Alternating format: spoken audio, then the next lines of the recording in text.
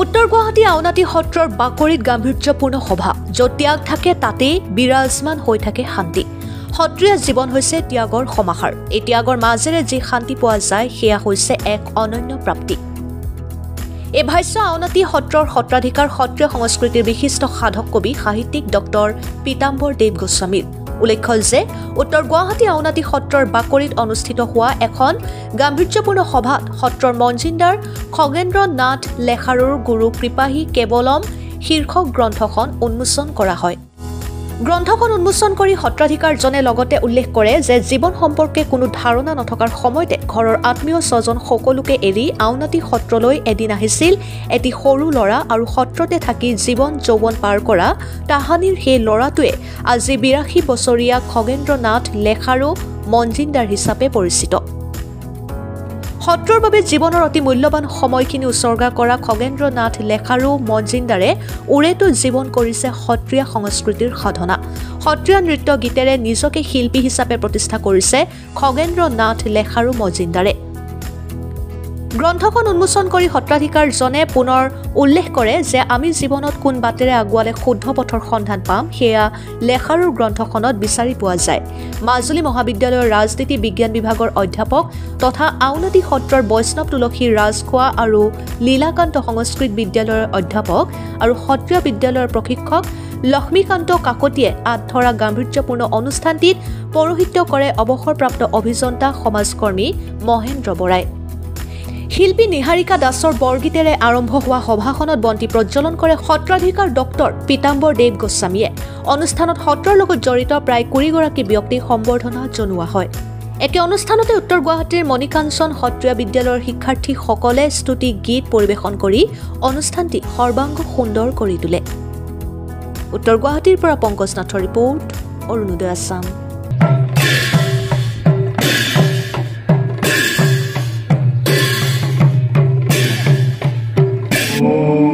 शांति शांति शांति। আমি সত্ৰীয়া বিদ্যালয়ৰ কণ ছাত্ৰ ছাত্ৰীসকলক ধন্যবাদ জ্ঞাপন কৰিছোঁ। ইয়াৰ লগতে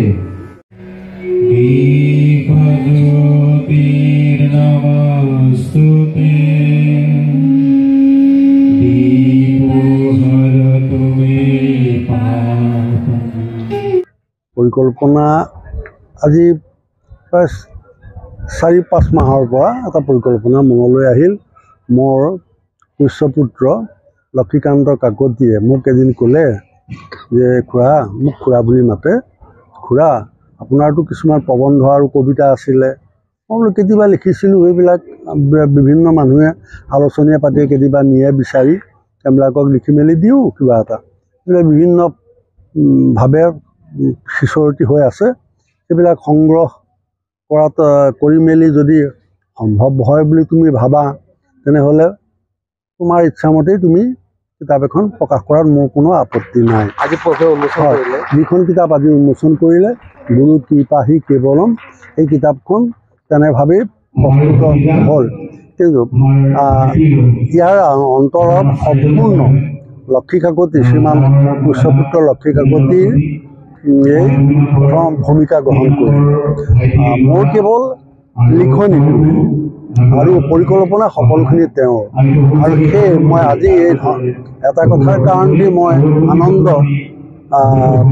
অনুভৱ কৰিছোঁ যে আজি এখন মোৰ সেই বিভিন্নভাৱে সিঁচৰতি হৈ থকা আলোচনীয়ে পাতিয়ে বাতৰি কাগজ আদিয়ে সিঁচৰতি হৈ থকা সেই প্ৰবন্ধখিনি একত্ৰিত হৈ আজি জনসাধাৰণৰ আগত কিতাপ আকাৰে প্ৰকাশ পাই তেখেতসকলৰ কৰকমলত অৰ্পণ কৰিবলৈ পাই মই নিজকে আজি ধন্য মানিছোঁ।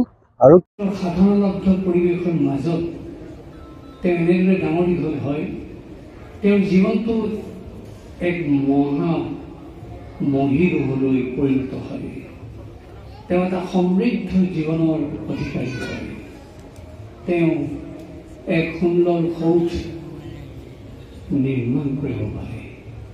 সেয়ে আমি পুনৰ ক'ব খোজোঁ, বিষাদেৰে ভৰা আৰম্ভণি, পৰিসমাপ্তিত আনন্দ থাকে, পৰিসমাপ্তিত শান্তি থাকে আৰু তাকে আমাক গীতাই কৈছে ত্যাগাত শান্তি অনন্ত য'ত ত্যাগ থাকে তাতেই শান্তি থাকে উচিত হৈছে আমি নিজেই ইয়াত সম্পৃক্ত হ'বলৈ পাই কৃতাৰ্থ মানিছোঁ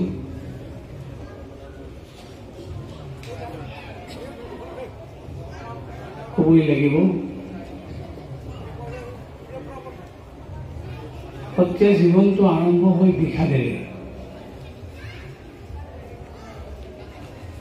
এই বিষাদ ভৰা জীৱনটোৰ মাজেৰে সত্ৰস্থসকলে এক সমৃদ্ধ জীৱনৰ সৌধ ৰচনা কৰে তাতেই লুকাই আছে আজি অনুষ্ঠানটোৰ তাৎপৰ্য আমি কেলে বিষাদেৰে বুলি কৈছোঁ অকণ বিশ্লেষণ লাগি ধৰিছোঁ কোনো এটি গোসাঁই যেতিয়া সত্ৰলৈ আহে ভকত সত্ৰলৈ আহে তেওঁলোক নিজৰ ইচ্ছাত নাহে হয় মাক দেউতাকে প্ৰেৰণ কৰে নহয় বৰদেউতাকে প্ৰেৰণ কৰে খুৰাকে প্ৰেৰণ কৰে নহয় সত্ৰস্থসকলে তেওঁলোকক আদৰণ কৰে সেই মুহূৰ্তত তেওঁলোকৰ জীৱনটো অবুজ সাঁথৰৰ দৰে হৈ থাকে কাৰণ তেওঁলোক সেইখিনি সময়ত শিশু তেওঁলোকে ক'লৈ আহিব কি কৰিব কি উদ্দেশ্যে আহিব তেওঁলোকে নাজানে আৰু সেইখিনি সময়ত যি মাক দেউতাকে তেওঁলোকক প্ৰেৰণ কৰে মাক দেউতাকে কান্দে আৰু যি ল'ৰা সত্ৰলৈ আহে তেওঁ অন্তৰখনত বিষাদেৰে ভৰি থাকে কাৰণ এখন ঘৰ এৰি থৈ আহিছে আৰু সত্ৰলৈ এনে ব্যক্তি আহে যাৰ হয়তো অসুখ হৈছে মাক দেউতাকে তেওঁ নজনাকৈ আগ কৰি দিছে কোনোবা হয়তো দুষ্ট সত্ৰত গৈ সি সন্ত সাধুৰ পৰিৱেশ গ্ৰহণ কৰিব তাক সেই উদ্দেশ্যে সত্ৰলৈ আগ কৰা হৈছে